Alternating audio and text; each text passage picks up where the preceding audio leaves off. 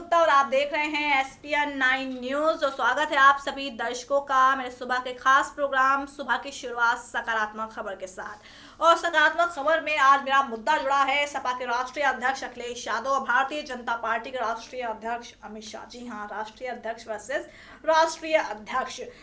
अखिलेश यादव अमित शाह की अपेक्षा बहुत कमतर हैं राजनीति में। उम्रदराज है अमित शाह, अखिलेश यादव से इस बात में कोई शक है नहीं। अमित शाह को भारतीय जनता पार्टी का चाणक्य कहा जाता है। अगर देश के ज्यादातर राज्यों में भगवा आज लहरा रहा है तो ये बीजेपी कार्यकर्ताओं के साथ साथ अमित शाह की सोची समझी रणनीति है। भले वो एसी में बैठकर रणनीति बनाते हैं, लेकिन उनका दिमाग बहुत चाणक्य की तरह काम करता है। अब ऐसे में बीजेपी का इस बार लोकसभा चुनाव में क्या रहेगा दबदबा, कितना बेहतर होगा प्रदर्शन, क्या अमित शाह की रणनीति इस बार काम आएगी। बहुत सी बातें हैं, बहुत सी सोची समझी रणनीति बन रही है बीजेपी की तरफ से। वहीं इसी बीच अमित शाह का पूरा फोकस उत्तर प्रदेश पर है। हालांकि अगर बात की जाए तो उत्तर प्रदेश में एक बार प्रभारी के तौर पर जिम्मेदारी निभा चुके हैं अमित शाह, लेकिन इस बार उन्होंने प्रभारी की जिम्मेदारी उत्तर प्रदेश में JP नड्डा को सौंपी है लोकसभा चुनावों के मद्देनजर। अब ऐसे में सबसे बड़ा सवाल ये उठता है कि अमित शाह उत्तर प्रदेश में इस बार बीजेपी को कितनी सीटें दिला पाएंगे। अगर 2014 का जिक्र करो तो कम से कम 71 से 73 सीटें बीजेपी के खाते में आई थी। लेकिन इस बार जो जिस तरह से मोदी लहर की कहीं ना कहीं जो बातें कही जा रही हैं, मोदी लहर कहीं ना कहीं जो है नाकामयाब होती हुई नजर आई। हालांकि इसी बीच जो PM मोदी ने फैसला लिया सवर्णों को आरक्षण देके, वो कहीं ना कहीं राहत दिलाने वाला काम है बीजेपी के लिए। अब इसी बीच में सपा बसपा का गठबंधन, अब इस पर क्या तोड़ निकालें। हालांकि अभी हाल ही में अमित शाह ने रामलीला मैदान में बोला था कि ये जो बुआ बबुआ का खेल है ज्यादा दिन तक नहीं चलने वाला, बस ये एक राजनीतिक एक मंशा है, ये बस एक मौके की राजनीति है और फिर कुछ नहीं होने वाला। खैर, अब अमित शाह एक राष्ट्रीय अध्यक्ष के तौर पर अपनी रणनीति बना रहे हैं। हालांकि उनके आगे PM मोदी भी हैं और भी सिपा सलार हैं जो लगातार बीजेपी में देखा बहुत बड़े बड़े नेता JP नड्डा हैं, प्रकाश जावड़ेकर हैं, नितिन गडकरी हैं, स्मृति ईरानी हैं, राजनाथ सिंह हैं, बहुत से नेता हैं, आडवाणी हैं, जो लगातार सुर्खियों में आते हैं बीजेपी। अब बात करते हैं समाजवादी पार्टी की। समाजवादी पार्टी के संरक्षक मुलायम सिंह यादव, लेकिन अब वो शायद उतने एक्टिव नहीं है। उम्र तकाजा है, स्वास्थ्य तकाजा है कि वो इतना एक्टिव नहीं रह पाते हैं।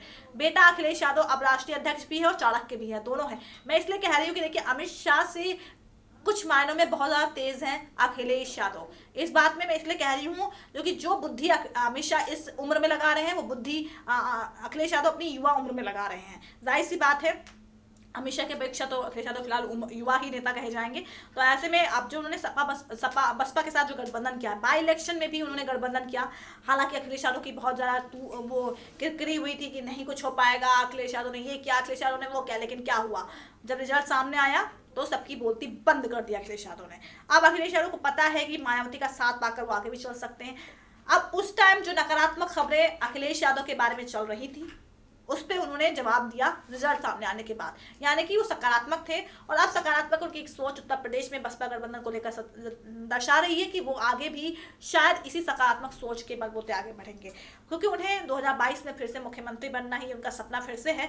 तो ऐसे में उन्हें अभी से जो है पूरी सियासी बिसात बिछानी पड़ेगी। मायावती को कॉन्फिडेंस में लेना पड़ेगा, भले इसके थोड़ा सा कॉम्प्रोमाइज, अगर उन्हें 10-12 सीटें कॉम्प्रोमाइज करके अगर उन्हें उत्तर प्रदेश का तख्तो ताज मिल सकता है, 2022 में मिल सकता है, तो फिर वो 12 सीटें वो खो देंगे, इसमें क्या दिक्कत है। हालांकि बस सपा के कई नेताओं को बहुत जो है बातें जो है खटक रही हैं, लेकिन अखिलेश यादव तो अखिलेश यादव है। तो ऐसे में आप ये देखिए, मैंने आपको बताया ना कि अमित शाह के आगे मोदी हैं, अमित शाह से नीचे भी कई नेता हैं जो लगातार पार्टी के लिए काम कर रहे हैं। लेकिन आप सपा पे नजर डालिए, कौन है? अखिलेश यादव एकदम फ्रंट पर है, मुलायम सिंह यादव पीछे से राजनीति कर रहे हैं। और कौन नेता है? आजम खान, वो एक मुसलमानों के जो हितैषी नेता कहे जाते हैं।